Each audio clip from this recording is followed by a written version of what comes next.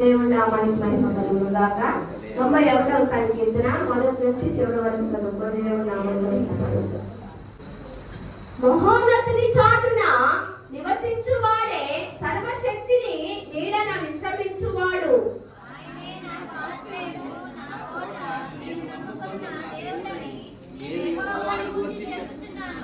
వేటగాని ఊరిలో నుండి ఆయన నిన్ను విడిపించును.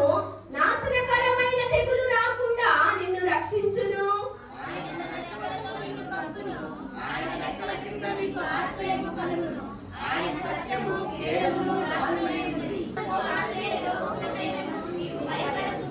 నీ ప్రక్కను 1000 మంది పడినను, నీ కుడి ప్రక్కను 10,000 మంది కూలినను అపాయము నీ యొద్దకు రాదు.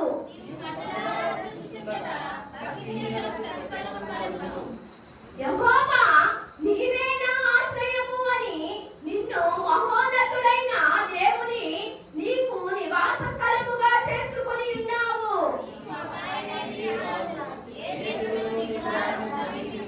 నీ మార్గములన్నిటిలో నిన్ను కాపాడుటకు ఆయన నిన్ను గూర్చి తన దూతలను ఆజ్ఞాపించును.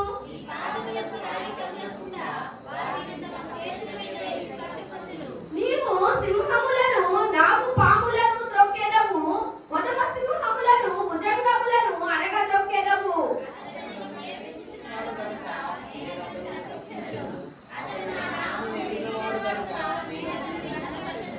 అతడు నాకు మొర్ర పెట్టగా నేను అతనికి ఉత్తరమిచ్చెదను. శ్రమలో నేను అతనికి తోడైయుండెదను. అతని విడిపించి అతని గొప్ప చేసెదను.